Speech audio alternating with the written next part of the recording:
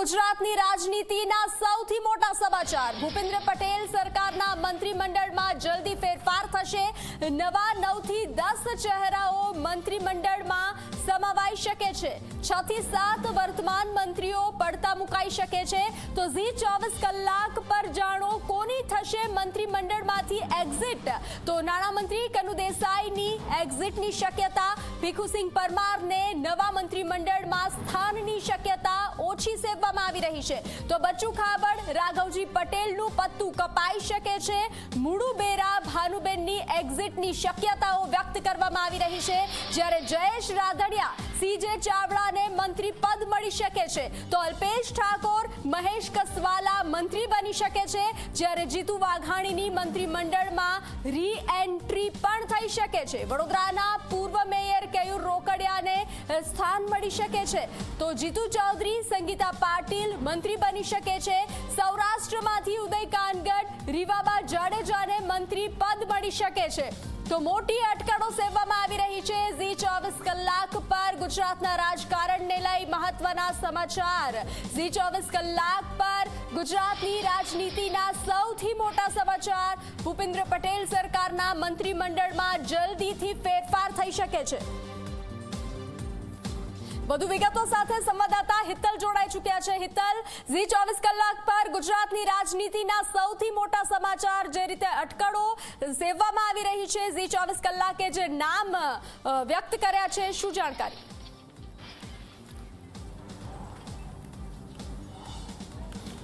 જી બંસી, ચોક્કસ એવું કહી શકાય કે જે પ્રકારે મુખ્યમંત્રી, ભાજપના પ્રદેશ પ્રમુખ અને સંગઠન મહામંત્રી રત્નાકરજી ગઈકાલે પ્રધાનમંત્રી આવાસ ઉપર ક્યાંક ને ક્યાંક 5 કલાકથી જેવી મિટિંગ કરી હતી અને આ મિટિંગનો દોર લાંબો ચાલ્યો હતો। મોડી રાત સુધી આ મિટિંગ ચાલી હતી અને તમામ લોકોએ રાત્રિ રોકાણ દિલ્હીમાં કર્યું છે। સ્વાભાવિક છે કે દિલ્હીમાં રાત્રિ રોકાણ કરવામાં આવ્યું છે અને આજે સવારે જે ગોધરામાં મુખ્યમંત્રીનો કૃષિ મહોત્સવ અંતર્ગત કાર્યક્રમ હતો એ કાર્યક્રમ પણ રદ કરવામાં આવ્યો છે। ત્યારે મંત્રીમંડળમાં ફેરબદલની ચર્ચાએ વધારે જોર પકડ્યું છે અને અત્યારે જે પ્રકારની માહિતી મળી રહી છે, વર્તમાન મંત્રીમંડળ 17 સભ્યોનું છે, તેની જગ્યાએ હવે 27 સભ્યોનું મંત્રીમંડળ થશે, એ પ્રકારનું સૂત્રો તરફથી માહિતી મળી રહી છે। સ્વાભાવિક છે કે આ સાથે સાથે જોવા જઈએ તો સંગઠનની પણ રચના કરી દેવામાં આવશે, કારણ કે પ્રદેશ પ્રમુખ જગદીશ વિશ્વકર્મા બન્યા છે, તેમને પોતાની નવી ટીમ બનાવવાની છે।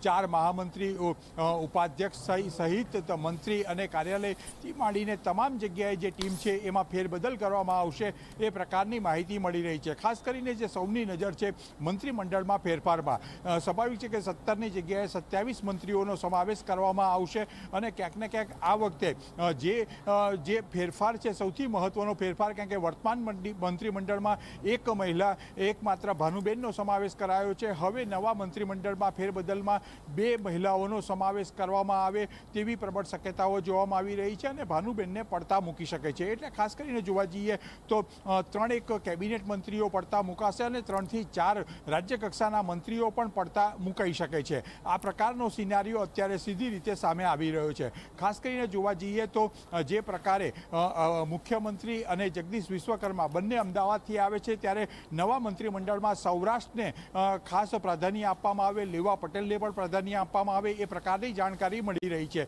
જેમાં સીધી રીતે જોવા જઈએ તો ભાજપના પૂર્વ અધ્યક્ષ અને સિનિયર કેબિનેટ મંત્રી રહી ચૂક્યા છે એ જીતુ વાઘાણીનો પુનઃ પ્રવેશ મંત્રીમંડળમાં થઈ શકે તેવી પ્રબળ શક્યતાઓ જોવામાં આવી રહી છે। તેવી જ રીતે ભૂતકાળમાં મંત્રી રહી ચૂક્યા છે એવા જયેશ રાદડિયાનું પણ કમબેક થઈ શકે તેવી એક શક્યતા છે અને એ જોવામાં આવી રહી છે। જ્યારે મહિલાઓનો સવાલ છે, સુરતથી સંગીતા પાટીલનો સમાવેશ કરવામાં આવી શકે છે અને સૌરાષ્ટ્ર જામનગરથી રીવાબા જાડેજાનો પણ નવા મંત્રીમંડળમાં સમાવેશ થાય તેવી પ્રબળ શક્યતાઓ જોવામાં આવી રહી છે। ખાસ કરીને વર્તમાન મંત્રીઓને જે પડતા મૂકવાની વાત છે, એ જે પ્રકારની માહિતી મળી રહી છે, સિનિયર કહી શકાય અને ઉંમર પણ થઈ છે એવા નાણામંત્રી કનુભાઈ દેસાઈને નવા મંત્રીમંડળમાંથી પડતા મૂકી શકાય એવી શક્યતા છે। કનુભાઈ દેસાઈએ ભૂતકાળમાં પણ ક્યાંક ને ક્યાંક અનિચ્છા વ્યક્ત કરી હોવાની જાણકારી મળી રહી છે। જી હિતલ, જાણકારી સાથે જોડાવા બદલ આભાર।